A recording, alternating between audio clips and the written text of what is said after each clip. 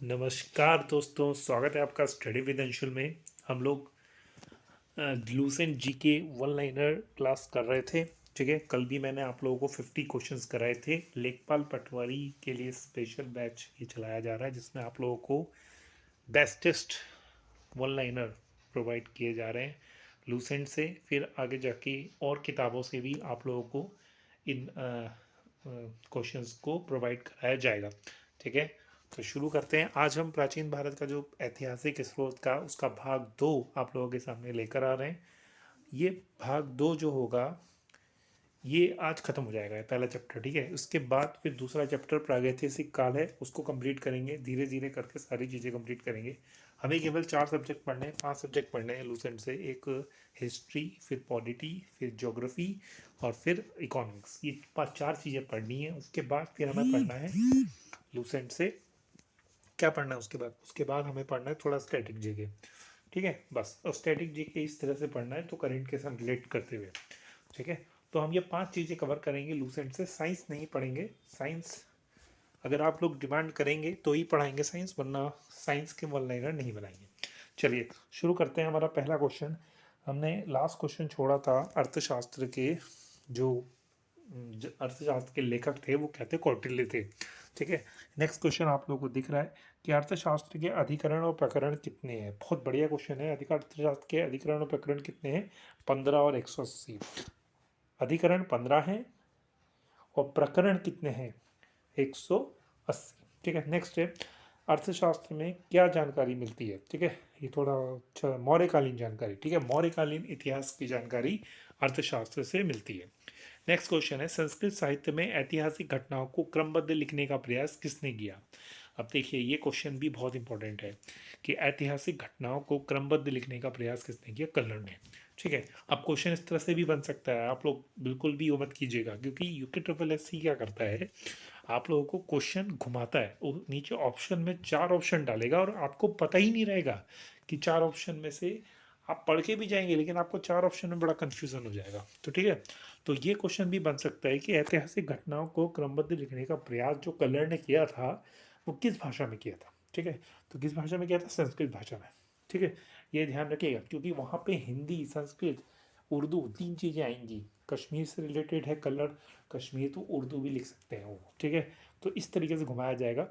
हम बाद में आप लोगों को इन लूसेंट जब ख़त्म हो जाएगी तो उसके बाद आप लोगों को क्या करवाएंगे, उसके बाद आप लोगों को एमसीक्यूज प्रैक्टिस करवाएंगे इसी बेस पे। ठीक है, चलिए नेक्स्ट क्वेश्चन है कलर की पुस्तक रास तरंगिणी है। ठीक है, रास तरंगिणी का संबंध किससे है? कश्मीर के इतिहास से। ठीक है, रास तरंगिणी का संबंध किससे है? कश्मीर के इतिहास से। नेक्स्ट क्वेश्चन है अरबों के सिंध विजय का वृतांत किसमें है। ठीक है, ये क्वेश्चन आ गया है एग्जाम में, यूके ट्रिपल एस सी शायद फर्स्ट शिफ्ट वीडियो एग्जाम में ये क्वेश्चन आया है। अरबों के सिंध विजय का वृतांत किसमें है? यह है चचनामा में। और चचनामा के लेखक कौन है? अली अहमद। चचनामा के लेखक कौन है? अली अहमद। ठीक है, नेक्स्ट क्वेश्चन है अष्टाध्यायी के लेखक कौन है। ठीक है, अष्टाध्यायी के लेखक कौन है? कौन है? पाणिनि। ठीक है, अब अष्टाध्यायी के बारे में क्या है? संस्कृत भाषा की के व्याकरण की, सॉरी ये थोड़ा एक शब्द लिखना भूल गया मैं। संस्कृत भाषा के व्याकरण की प्रथम पुस्तक कौन है? अष्टाध्यायी। ठीक है, नेक्स्ट क्वेश्चन है गार्गी संहिता का उल्लेख किसने किया? गार्गी संहिता के लेखक कौन है? गार्गी संहिता के लेखक हैं कात्यायन। ठीक है, और कल के वीडियो के शायद सेकंड जो 5 तारीख वाला पेपर था उसके सेकंड शिफ्ट में ये क्वेश्चन आया था कि भारत में होने वाले यवन आक्रमण का उल्लेख कौन सा है। तो भारत में होने वाले यवन आक्रमण का उल्लेख किसमें है? गार्गी संहिता में। ठीक है, गार्गी संहिता का लेखक पूछ सकता है, अगले एग्जाम में ये पूछ सकता है कि गार्गी संहिता के लेखक कौन है।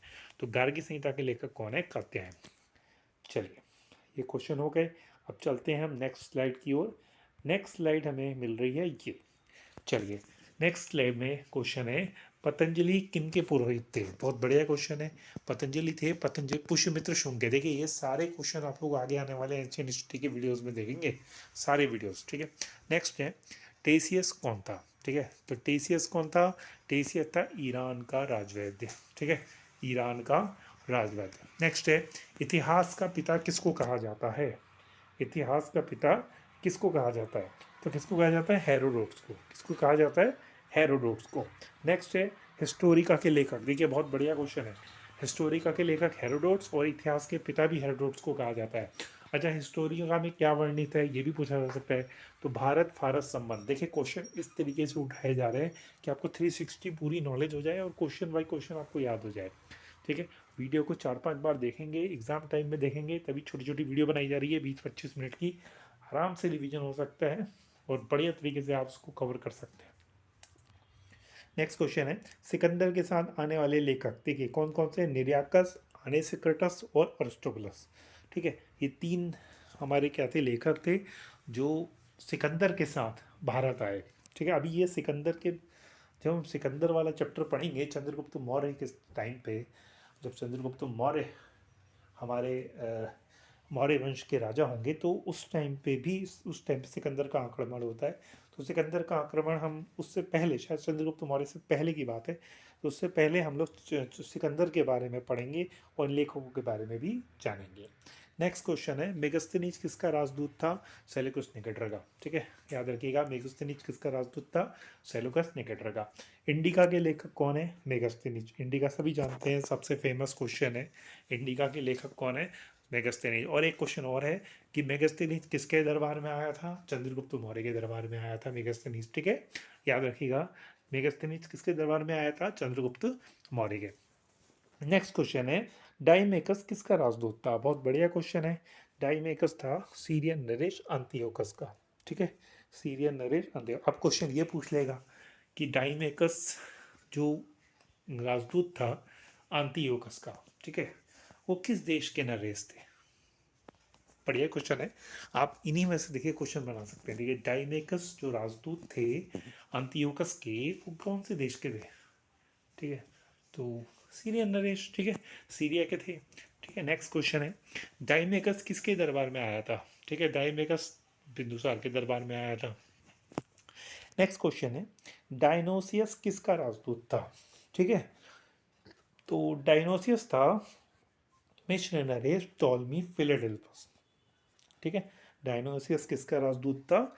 मिस्र नरेश टॉलमी फिलाडेल्फस। फिर वही कहानी, अगर आप ये पूछें कि डायनोसियस जो का राजदूत थे, जिनके राजदूत थे टॉलमी फिलाडेल्फस, वो टॉलमी फिलाडेल्फस किस राज्य से, किस किस मतलब देश से संबंधित थे? अब याद रखिए, एग्ज़ाम जब दिया जाता है तो आप जो पढ़ के जाते हैं वो अगर उससे उलट पूछता है तो आपको दिमाग लगाना पड़ता है।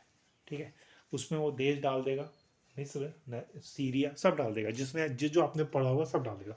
अब 4 ऑप्शन में ही कंफ्यूजन हो जाता है कि कौन सा वाला था, क्योंकि आपने लाइन वाइज सारी चीज़ें पढ़ी होती हैं, इसलिए वो कंफ्यूजन होता है। ठीक है, फिलहाल ये तो सभी को याद हो जाएगा कि डायनोसियस किसका राजदूत था? मिस्र नरेश फिर टॉलमी फिलाडेल्फस का। नेक्स्ट है डायनोसियस किसके दरबार में आया था? ये अशोक के दरबार में आया था। किसके दरबार में आया था? अशोक के। नेक्स्ट क्वेश्चन है भारत का भूगोल नामक पुस्तक लिखी। भारत का भूगोल किसने पुस्तक लिखी है? टॉलमी ने। किसने लिखी? टॉलमी ने। नेक्स्ट क्वेश्चन है नेचुरल हिस्ट्री नामक पुस्तक किसने लिखी? ठीक है, तो नेचुरल हिस्ट्री नामक पुस्तक लिखी है प्लिनी ने। किसने लिखी है? प्लिनी। नेक्स्ट क्वेश्चन है चीनी लेखक फाहियान किसके दरबार में आया था? बहुत बढ़िया क्वेश्चन, वेरी बढ़िया। ठीक है, तो चीनी लेखक फाहियान किसके दरबार में आया था? चंद्रगुप्त द्वितीय के दरबार में आया था। ठीक है, चंद्रगुप्त द्वितीय के दरबार में आया था। नेक्स्ट क्वेश्चन है संयुगन कब भारत आया था? ये सब चीनी लेखक के बारे में हमारी क्वेश्चन शुरू हो गए हैं। तो संयुगन कब भारत आया था? 518 ईसा पूर्व में। ठीक है, हुएनसांग किसके शासनकाल में आया था? हुएनसांग आया था हर्षवर्धन के शासनकाल में। किसके शासनकाल में?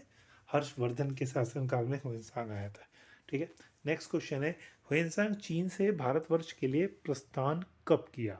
ठीक है, तो बहुत बढ़िया, ये था 629 ईस्वी में। और कब तक रहा यहाँ? 16 साल रहा, 645 ईस्वी तक रहा।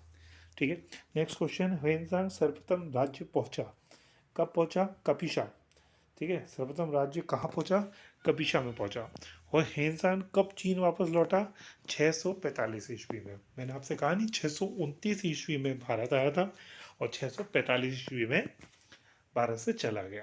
ठीक है, हुएनसांग का भ्रमण वृत्तांत क्या कहलाता है? ठीक है, हुएनसांग का भ्रमण वृत्तांत कहलाता है CUकी। ठीक है, ठीक है, CUK। इसने उत्तराखंड को भी कुछ नाम दिया है, ठीक है, जो आप उत्तराखंड GS में जो नेक्स्ट हमारी क्लास होगी उसमें पढ़ेंगे, ठीक है। नेक्स्ट क्वेश्चन है, हिंसान के समय नालंदा का विश्वविद्यालय के कुलपति कौन थे? तो कुलपति थे शीलभद्र। कौन थे? शीलभद्र। याद रखिएगा, हिंसान के समय नालंदा विश्वविद्यालय के कुलपति कौन थे? शीलभद्र। नेक्स्ट क्वेश्चन है, 7वीं शताब्दी में भारत कब कौन आया था? 7वीं शताब्दी में, तो 7वीं शताब्दी में भारत आया था इत सिंह, ठीक है। कौन आया था?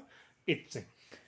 नेक्स्ट क्वेश्चन है, अलबरूनी किसके साथ भारत आया था? बहुत बढ़िया क्वेश्चन, और सॉरी ये गड़बड़ हो गया, ये क्वेश्चन मैंने भावनाओं में बह के गलत लिख दिया है। अलबरूनी आया था महमूद गजनवी के साथ। किसके साथ आया था? महमूद गजनवी के साथ भारत आया था अलबरूनी, ठीक है। किताब उल हिंद के लेखक कौन है? अलबरूनी है, ठीक है। अब एक क्वेश्चन मैं आप लोगों से करता हूँ कि किताब उल हिंद के जो लेखक हैं, जो किताब उल हिंद है उसका दूसरा नाम क्या है? ठीक है, किताब उल हिंद का दूसरा नाम आप हमें बताएंगे, ठीक है। रिहला के लेखक कौन है? रिहला के लेखक कौन है? तो रिहला के लेखक हैं इब्न बतूता, ठीक है। मोहम्मद बिन तुगलक, MBT ने दिल्ली का काजी किसे बनाया था? बहुत बढ़िया क्वेश्चन है। दिल्ली का काजी बनाया था इब्न बतूता था। किसको बनाया था? इब्न बतूता को। नेक्स्ट क्वेश्चन, तारानाथ कहाँ का लेखक था? बहुत बढ़िया क्वेश्चन है। तारानाथ कहाँ का लेखक था? तिब्बती लेखक था, तिब्बती लेखक था का तारानाथ, ठीक है। नेक्स्ट क्वेश्चन, कंग्यूर तंग्यूर की रचना किसने करी? तो कंग्यूर तंग्यूर की रचना करी थी तारानाथ। किसने करी? तारानाथ। नेक्स्ट क्वेश्चन है, मित्र वरुण इंद्र नासत्य, सॉरी, मित्र वरुण इंद्र नासत्य के नाम कहाँ मिलते हैं? कौन से अभिलेख में मिलते हैं? तो ये है बोगज कोई अभिलेख। कौन सा अभिलेख है? बोगज कोई अभिलेख, ठीक। बहुत बढ़िया बढ़िया क्वेश्चन है। आज ही चैप्टर मैंने आप लोगों को कंप्लीट करा दिया। कल हम एक और चैप्टर कंप्लीट कर लेंगे, वो कौन सा? प्रागैतिहासिक का। नेक्स्ट क्वेश्चन देखिए, महाभारत में महाभारत में भागवत धर्म विकसित होने, मध्य भारत में भागवत धर्म विकसित होने का प्रमाण कहाँ मिलता है? किस अभिलेख से मिलता है? वो है यवन राजदूत होलियाडोरस के अभिलेख से, ठीक है। होलियाडोरस के अभिलेख से हमें भागवत धर्म विकसित होने का प्रमाण मिलता है। नेक्स्ट है, भारतवर्ष का सर्वप्रथम जिक्र किस अभिलेख में? देखिए, अभिलेखों से रिलेटेड क्वेश्चन हमेशा पूछे जाते हैं। अभी लोअर पीसीएस का एग्जाम भी होगा अगला वाला, उसमें भी ये कई क्वेश्चन कहीं ना कहीं टकराते हैं, ठीक है। नेक्स्ट है, हाथी गुम्फा अभिलेख किसमें है? भारतवर्ष का सर्वप्रथम जो जिक्र है वो किसमें है? हाथी गुम्फा अभिलेख में। नेक्स्ट क्वेश्चन है, हूण आक्रमण की सर्वप्रथम जानकारी कौन सा अभिलेख देता है? कौन सा देता है? भीतरी स्तंभलेख, ठीक है। भीतरी स्तंभलेख हूण आक्रमण की सर्वप्रथम जानकारी देता है, ठीक है। नेक्स्ट क्वेश्चन है, सती प्रथा का पहला लिखित साक्ष्य किस अभिलेख से मिलता है? तो ये अभिलेख है एरण अभिलेख। कौन सा अभिलेख है? एरण अभिलेख। नेक्स्ट क्वेश्चन है, रेशम बुनकर की श्रेणियों की जानकारी किसके द्वारा मिलती है? तो बहुत बढ़िया क्वेश्चन है, मंदसौर अभिलेख, ठीक है। रेशम बुनकर की श्रेणियों की जानकारी कहाँ से मिलती है? मंदसौर अभिलेख से। नेक्स्ट क्वेश्चन है, कश्मीरी नवपाषाणिक स्थल से गर्तावास प्राप्त हुआ। कौन सा गर्तावास प्राप्त हुआ है? बुर्जहोम, ठीक है। कश्मीरी नवपाषाणिक स्थल से गर्तावास प्राप्त हुआ। कौन सा गर्तावास प्राप्त हुआ? बुर्जहोम से। बुर्जहोम कहाँ है? कश्मीर में है, याद रखिएगा, ठीक है। अभी तो और चीज़ें भी पढ़ेंगे बुर्जहोम के बारे में। अभी लूस एंड में ये सारी चीज़ें थोड़ी शॉर्ट में दी गई हैं, लेकिन हम लोग आगे आने वाले समय में काफ़ी बुक्स कंप्लीट करेंगे। आप ये मत सोचिएगा हम लूस एंड पढ़ा के छोड़ देंगे आप लोगों को। आप लोगों को लेखपाल की तैयारी के लिए मैं कम से कम 2 किताबें प्रेफर करूँगा। एक बुक लूस एंड कंप्लीट कराऊँगा और एक बुक आपको NCERT से रिलेटेड कोई बुक कंप्लीट कराऊँगा जिसमें आपके 100% क्वेश्चन फंसेंगे, ठीक है। और कंप्लीट ही नहीं कराऊँगा, पूरा याद कराऊंगा आप लोगों को, ठीक है। मतलब इतनी प्रैक्टिस करा देंगे GS की, इतनी प्रैक्टिस करा देंगे, इतने फैक्ट्स करा देंगे कि आप जब भी MCQ निकालेंगे आपको आराम से वो MCQ आ जाएंगे, ठीक है। नेक्स्ट क्वेश्चन है, प्राचीनतम सिक्कों को क्या कहा जाता है? ठीक है, तो प्राचीनतम सिक्कों को कहा जाता है आहत सिक्के। क्या कहा जाता है? आहत सिक्के। नेक्स्ट क्वेश्चन है, आहत सिक्कों को कहा गया, क्या कहा गया आहत सिक्कों को? कारशापण, ठीक है। क्या कहा गया? कारशापण। नेक्स्ट क्वेश्चन है, सर्वप्रथम सिक्कों पर लेख लिखने का कार्य किसके द्वारा किया गया? ठीक है, तो बहुत बढ़िया क्वेश्चन है। यवन शासकों के द्वारा, ठीक है, यवन शासकों के द्वारा सर्वप्रथम सिक्कों पर लेख लिखने का कार्य किया गया। नेक्स्ट क्वेश्चन है, रोमन सिक्के प्राप्त हुए। रोमन सिक्के कहाँ से प्राप्त हुए? अरिकमेडू से। कहाँ से प्राप्त हुए? अरिकमेडू से। नेक्स्ट क्वेश्चन है, आतिगुम्पा अभिलेख किस शासक से संबंधित है? अब ये सारे अभिलेख आप लोगों को पढ़ाए जाएंगे, ठीक है। हाथीगुम्पा अभिलेख कहाँ से? कलिंगराज खालवेल से, ठीक है। जूनागढ़ अभिलेख किस शासक से संबंधित है? तो जूनागढ़ अभिलेख आप जानते हैं रुद्रदामन से संबंधित है। नेक्स्ट क्वेश्चन है, नासिक अभिलेख किससे संबंधित है? तो नासिक अभिलेख संबंधित है गौतमी बलश्री से। किससे संबंधित है? गौतमी बलश्री से। नेक्स्ट क्वेश्चन है, ऐहोल अभिलेख किससे संबंधित है? आपको पता है गौतमी बलश्री कौन है? कमेंट करके बताइएगा मुझे, ठीक है। गौतमी बलश्री किस वंश से संबंधित है, ये ध्यान रखिए, ये बताइएगा मुझे।